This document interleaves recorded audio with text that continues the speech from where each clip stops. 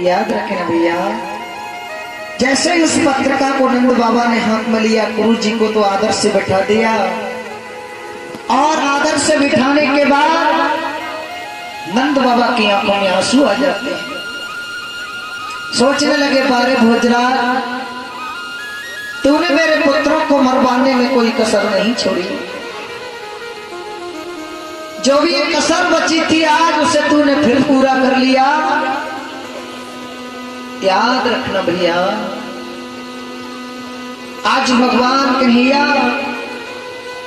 वृंदावन में गाय चल रही है, कदम के नीचे बैठे सोचते हैं आज तक तो ये सब मेरे हैं, आज तक ये भैया सब ग्वाल मेरे हैं, लेकिन कल मैं जब चला जाऊंगा तो इनका क्या होगा। अरे इनको अपने घर की समझ नहीं। जयमंगल पास में खड़ा है, सब संगा कहते हैं, और जयमंगल तू अपने कृष्ण से पूछ आज वो हमसे क्यों उदास है। अरे हमने कोई इस बात तक नहीं कही है भैया। पास में ग्वाला पहुंच जाते हैं। याद रखने की बात है श्रोताओं, कोई जवाब नहीं है कृष्ण का। जयमंगल पास में पहुंचा, एकदम से भगवान ने अपनी गोरियां भर ली है, हृदय से लगा लिया, आंखों से अश्रुधारा बह रही है। जयमंगल पूछने लगा, भैया कृष्णा आज तू मेरे से कितना उदास दिखाई देता है। पूरे 11 वर्ष हो गए, कभी मैंने तुझे उदास नहीं देखा कन्हैया। श्रोताओं, भगवान की जिंदगी में कितने संकट आए, लेकिन कभी भगवान विमुख होकर के नहीं पहुंचे। जन्म हुआ ऐसी जगह जहां पर चोर डाकू बंद किए जाते हैं कारागृह में।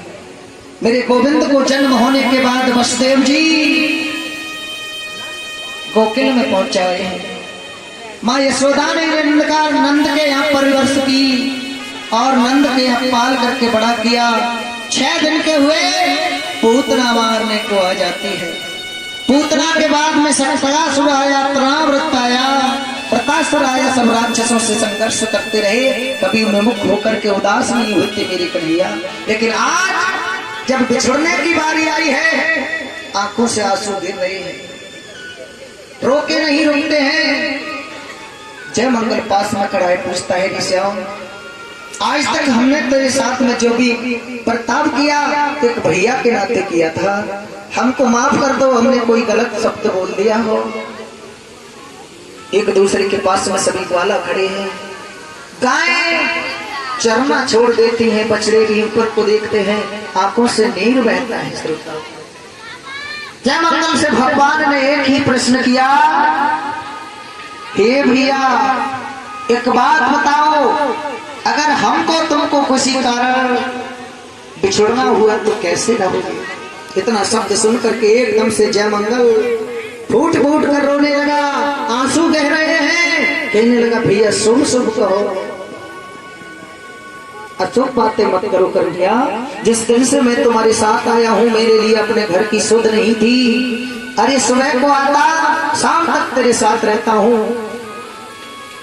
भगवान कहने लगे, भैया एक दिन तो हर किसी को बिछड़ना होगा।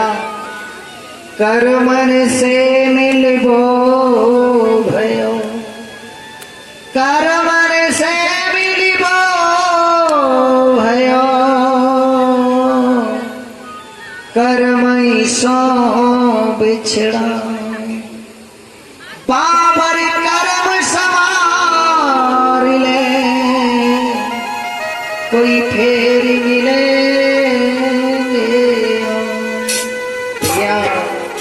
एक कर्मों से मिलना होता है। एक दिन माँ बेटे बिछुड़ जाते हैं, एक दिन माँ बेटी बिछुड़ जाती हैं, एक दिन भाई भाई बिछुड़ जाते हैं।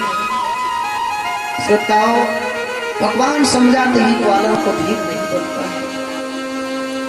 शाम होने को आई, भगवान चिंता में लगे हैं कि हे ग्वालों तुम कैसे रहोगे, कल मुझे जाना होगा। आज जैसे ही संध्या का समय हुआ, गायों को लेकर के भगवान वापस आते हैं। सब ग्वाला रो रहे हैं, भगवान से कहते हैं, ओ कन्हैया अगर तूने छोड़ने की बिछुड़ने की बात की, सच बताते हैं हम अपने प्राणों को छोड़ देंगे, पर तुझे कभी नहीं छोड़ सकते। क्या हाल हो गया उनका। वृंदावन में जैसे ही अपने अपने घर को जाते हैं, भगवान टकी बांध करके देखते हैं।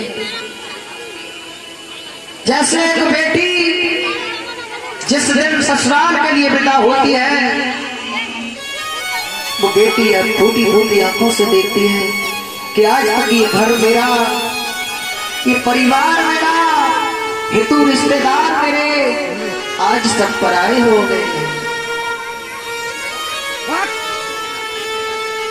या नहीं। सब अपने अपने घर को चले गए। भगवान अंदर गए हैं, अक्रूर जी के लिए आकर के प्रणाम किया। अक्रूर जी ने मन ही मन प्रणाम ले लिया और अक्रूर जी से पूछने लगे हैं कुशलता। उसके बाद मैया के पास पहुंचे। मैया ने उनके लिए माखन मिश्री का भोग लगा दिया है। मैया को कुछ नहीं पता है श्रोताओं। आज नंद बाबा आंखों में आंसू भरे हैं, अक्रूर जी के पास में पहुंचे हैं, कहने लगे हैं, अक्रूर एक बार सुनो और क्या कहा।